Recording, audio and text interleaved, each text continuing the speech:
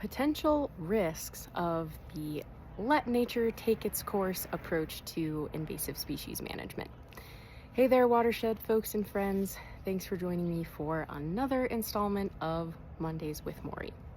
What I mean by this let nature take its course approach is just kind of leaving weedy and invasive species on the landscape with little to no intentional or active management. And there are two main risks that come to mind for me with this approach. The first is that even if weedy or invasive species are in an area where they're not really bothering anyone or doing much damage, there's still a risk that they can spread to other landscapes where it's costly to keep those invasive species out and keep managing them over time.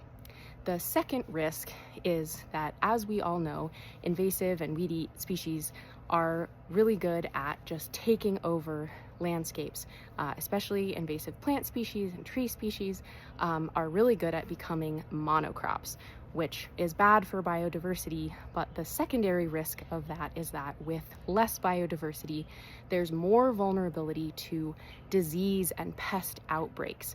And when you have a monoculture, the impact of that outbreak is going to be much more severe. So even if you have an area that's providing some sort of ecosystem service like an elm thicket, when you have an elm blight come through, there's an increased risk that all of the individuals will be affected, and then you're kind of left with this scorched earth ecosystem, which adds to the disturbance and is hard to recover from.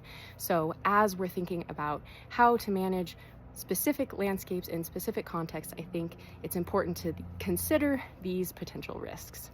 See you around the watershed.